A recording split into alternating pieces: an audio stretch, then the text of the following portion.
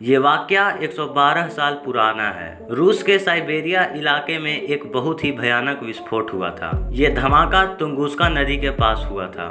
इस ब्लास्ट से आग का जो गोला उठा उसके बारे में कहा जाता है कि ये 50 से 100 मीटर चौड़ा था। इसने इलाके के टैगा जंगलों के करीब 2000 वर्ग मीटर इलाके को पल भर में राख कर दिया था। धमाके की वजह से 8 करोड़ पेड़ जल गए थे। साइबेरिया में 112 साल पहले हुए इस धमाके में इतनी ताकत थी कि धरती कांप उठी थी। जहां धमाका हुआ वहां से करीब 60 किलोमीटर दूर स्थित कस्बे के घरों की खिड़कियां टूट गई थी। वहां के लोगों तक को इस धमाके से निकली गर्मी महसूस हुई थी। कुछ लोग तो उछलकर दूर जा गिरे थे।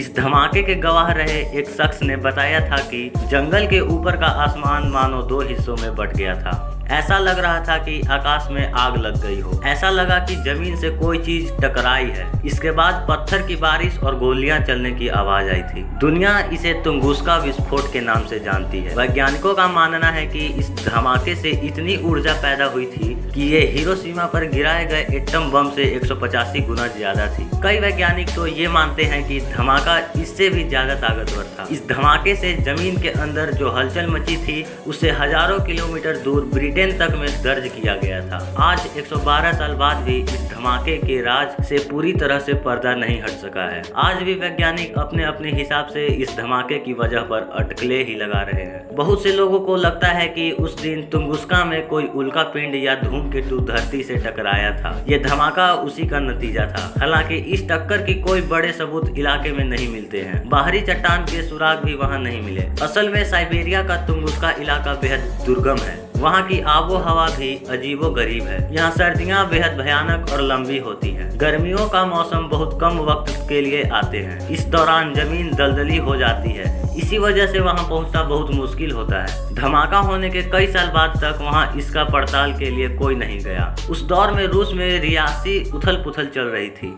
इसीलिए धमाके को किसी ने गंभीरता से लिया भी नहीं।